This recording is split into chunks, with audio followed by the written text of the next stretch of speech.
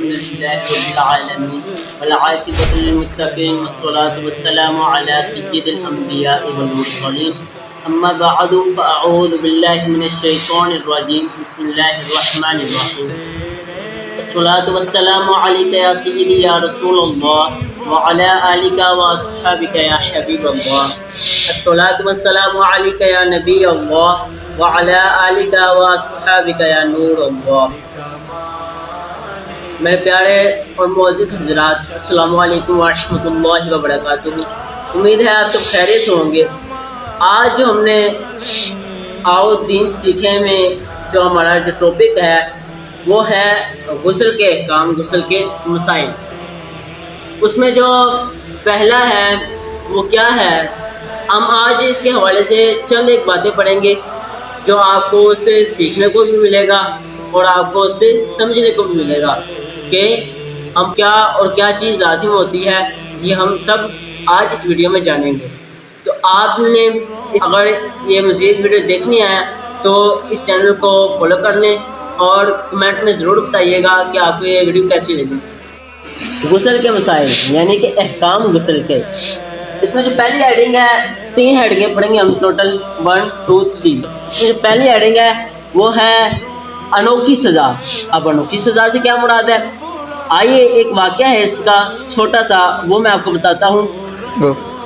حضرت جنید بغدادی رحمۃ اللہ علیہ آپ فرماتے ہیں کہ ابن القریبی علیہ رحمہ کو فرماتے ہیں کہ مجھے ایک مرتبہ احتلام ہو گیا، اب میں نے ارادہ کیا کہ میں اسی وقت غسل کروں گا، چونکہ سخت سردی تھی، یعنی کہ سردی کے دنوں میں آپ کو احتلام ہو گیا تھا، سخت سردی کی رات تھی، تو آپ کے جو نفس ہے اس نے یہ مشورہ دیا کہ یار ابھی کافی دیر ہے، کافی رات پڑی ہوئی ہے، صبح اٹھ کر اطمینان سے جو ہے وہ غسل کر لینا، یعنی کہ سستی دکھائی، نفس نے سستی کا مشورہ دیا۔ تو اب میں نے کہا کہ میں اپنے نفس کو سزا دوں گا، ایک انوکھی سزا دوں گا۔ وہ کیا سزا ہے، ابن القریبی فرماتے ہیں کہ میں نے اپنے نفس کو انوکھی سزا دی۔ وہ سزا کیا تھی، وہ سزا یہ تھی کہ آپ نے فرمایا کہ میں اسی وقت غسل کروں گا اور انہی کپڑوں میں غسل کروں گا، اور میں نہانے کے بعد کپڑے بھی چینج نہیں کروں گا، بلکہ انہی کپڑوں کو پہنے رکھوں گا اور انہی کپڑوں کو نچوڑوں گا بھی نہیں، بلکہ اسی کپڑوں میں نہا کر غسل کر کے ان کو سکھاؤں گا، نچوڑنے نہیں ہے، وہ خود ہی نچڑ جائیں گے۔ تو لہذا معلوم ہوا کہ ہمارے جو اسلاف تھے وہ کتنی نفس کی پیروی کرتے تھے اور کتنا جو ہے وہ دین کی پیروی کرتے تھے۔ آپ کے سامنے یہ واقعہ میں نے بیان کیا ہے کہ انہوں نے اپنے نفس کو ایک انوکھی سزا دی۔ سردیوں کی رات میں انہوں نے غسل فرض ہوا ان پر، تو انہوں نے فوراً نہانے کا، غسل کرنے کا ارادہ کیا۔ نفس نے پھر کیسے ان کو سستی پہلی دکھائی، لیکن آپ نہیں مانے، آپ نے اللہ کے دین کو سمجھا، آپ نے حضور علیہ السلام کے دین کو سمجھا، آپ نے شریعت کی پابندی کی اور آپ نے اسی وقت غسل کیا۔ تو ہمیں بھی چاہیے کہ جو نوجوان دوست جن پر غسل فرض ہو جاتا ہے وہ سستی کا مظاہرہ کرتے ہیں کہ کہتے ہیں کہ میں صبح غسل کر لوں گا، اور یہاں تک کہ ان کی صبح کی نماز بھی قضا ہو جاتی ہے۔ دوسرا کیا ہے، پہلے آپ نے سیکھ لیا پہلا کیا تھا، دوسرا کیا ہے، دوسرا یہ ہے کہ غسل فرض ہونے کے 5 اسباب، یعنی کہ کب غسل فرض ہوتا ہے اس کے 5 اسباب بیان کیے گئے ہیں۔ غسل فرض ہونے کے 5 اسباب، 5 اسباب کون سے ہیں، ان میں سے پہلا ہے کہ منی کا شہوت کے ساتھ اپنے عضو سے نکلنا، اس پر غسل جو ہے وہ فرض ہو جاتا ہے۔ نمبر 2 پر کیا ہے، نمبر 2 پر یہ ہے کہ احتلام، یعنی سوتے وقت جب کوئی گیلا پن محسوس ہو تو تب جو ہے وہ منی خارج ہوگی، تو اس وقت جو ہے احتلام ہوگا تو غسل فرض ہوگا۔ نمبر 3 پر ہے شرمگاہ میں حشفہ، یعنی سپاری کا داخل ہو جانا، خواہ وہ شہوت کے ساتھ ہو یا نہ ہو، انزال کے ساتھ ہو یا نہ ہو، دونوں پر غسل فرض ہوگا۔ نمبر 4 پر ہے حیض سے فارغ ہونے کے بعد غسل فرض ہوگا۔ نمبر 5 پر نفاس، یعنی بچہ جننے پر جو خون آتا ہے اس سے فارغ ہونے کے بعد جو ہے غسل فرض ہو جاتا ہے۔ یہ 5 اسباب ہیں جن پر غسل جو ہے وہ فرض ہو جاتا ہے۔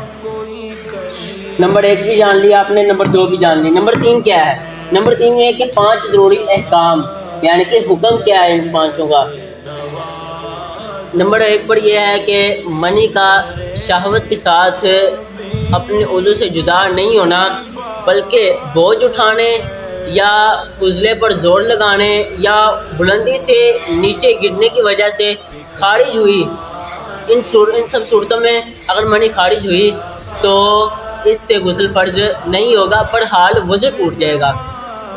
نمبر 2 پر کیا ہے؟ نمبر 2 پر یہ ہے کہ اگر منی پتلی پڑ گئی اور پیشاب کے وقت یا ویسے ہی اس کا بلا شہوت یعنی بغیر شہوت کے قطرے آنے لگ پڑے تو ان قطروں سے جو ہے غسل فرض نہیں ہوگا، بلکہ وضو ٹوٹ جائے گا، غسل فرض نہیں ہوگا۔